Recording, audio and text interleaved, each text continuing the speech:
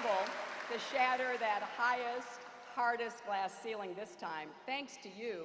It's got about 18 million cracks in it.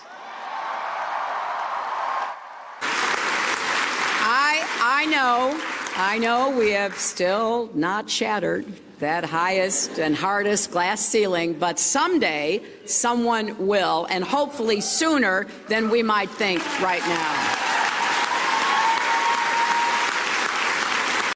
And I can't believe we just put the biggest crack in that glass ceiling yet.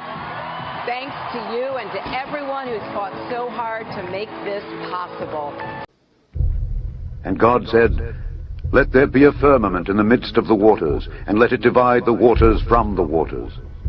And God made the firmament, and divided the waters which were under the firmament from the waters which were above the firmament. And it was so.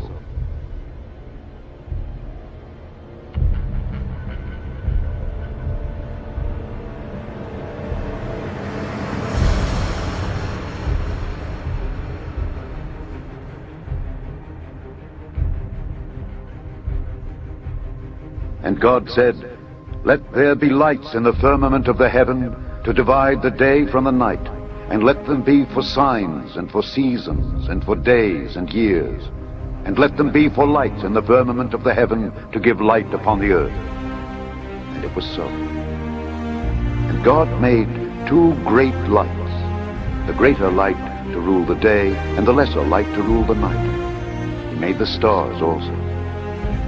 And God set them in the firmament of the heaven to give light upon the earth, and to rule over the day and over the night, and to divide the light from the darkness. And God saw that it was good.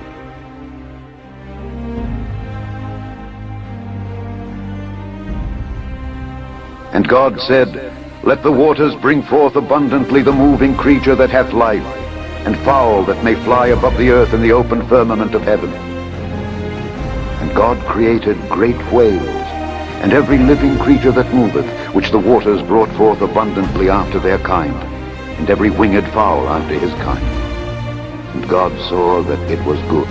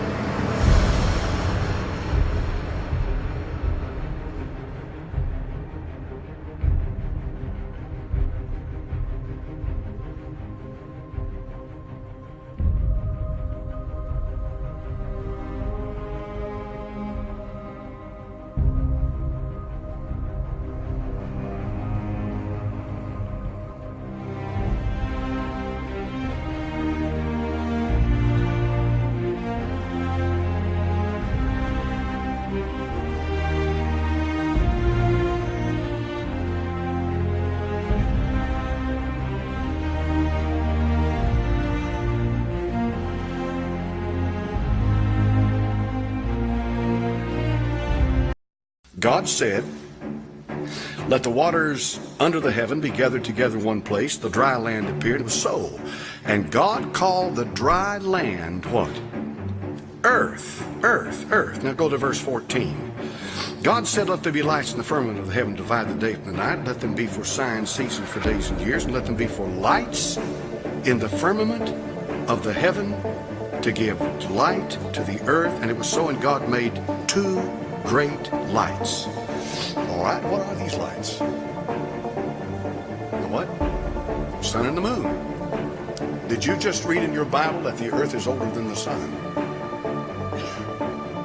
Yes, you did. Yes, you did. You just read in your Bible that the earth was here before the sun. Right? You certainly did. Now, that's a big deal. Now, here's what you get into. There's two big words I'm going to throw out here to you. That's what I'm giving to you. And I want you to think about it. Geocentric and heliocentric. So what does that mean? It's just a big word. You pay for the education, let the folks know you've been to school. Here's what it means. Geocentric means that the earth is the center of the universe. Heliocentric means that the sun is the center of the universe, known universe, our solar system, and everything revolves around the sun. With a geocentric view, the sun and everything revolves around the earth, and the earth is fixed where it is. Now, here's the thing. My little excursion into this has revealed that most of the people that believe in a geocentric view of the earth also believe that the earth is flat. I'm going to throw some things out there for you this morning. I love debate. If what you believe is real, and you really believe it, and you have a foundation for that belief, you should be able to defend it. I have no respect for somebody who says, well, I believe this and that, and you don't have anything to back it up. I'm not saying I believe in a flat earth. No. But there are some interesting points they make. Let me give you one. How many understand if the earth is a ball out here in space, then it has a curvature to it, right? It has a curvature. It's going to have a curvature. You're going to see a curvature. Now, what's going to be more apparent is the higher you get, the more you're going to be able to see the curvature, right? In other words, you have to get to a point in space where you're able to look down on the earth and see the curvature of the earth. And therefore, prove without a doubt that the earth is round. Now, this gets into the scientific geology or geography or whatever they are, who measure things like this. But did you know that in Lake Michigan, Chicago, Illinois sits on the western bank of Lake Michigan? How many of y'all know that? Chicago, Illinois, it's a good-sized town. At one time, Chicago was the second largest town in America. Chicago, Illinois. It sits right there. It butts right up against Lake Michigan. Right up against it, Lake Michigan. You can go 40 miles across the peninsular part of Michigan. I forget the name of the town over there, and it's in another state. And you can get out there on a boat 40-something miles away from Chicago and look across Lake Michigan, and you can see the skyline of Chicago, Illinois. A meteorologist was talking about what he called what is that thing? A mirage. A mirage. The phenomenon of a mirage. That makes sense, doesn't it? That makes sense for the curvature of the earth. How many follow me here now? See, he was trying to explain to people, how can we 40 miles away see Chicago? What you're seeing here is a mirage.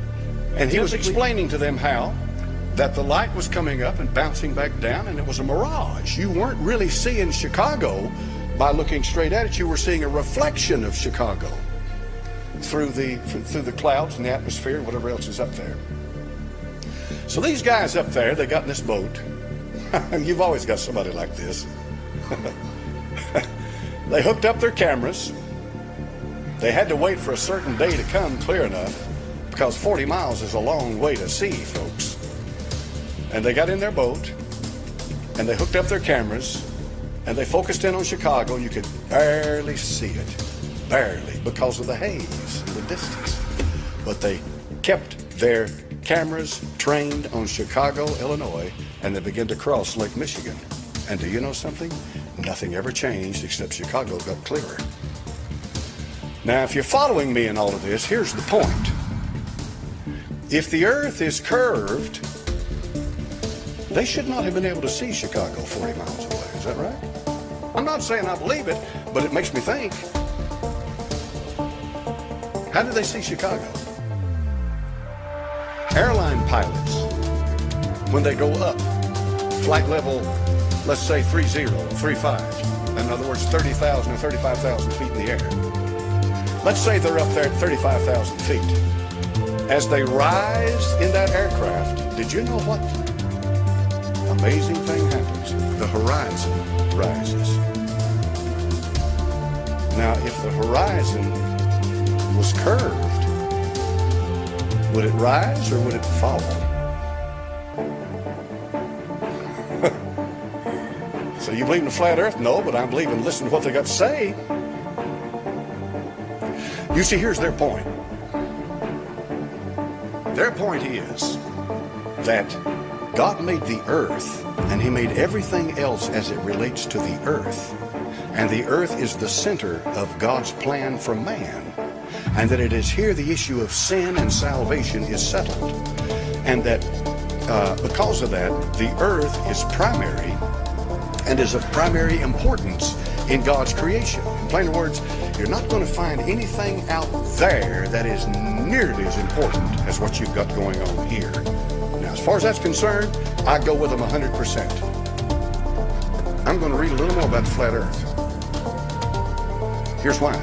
I may never believe the earth is flat, but I may learn a lot of things from it that may help me understand my Bible in ways that I could never understand it before.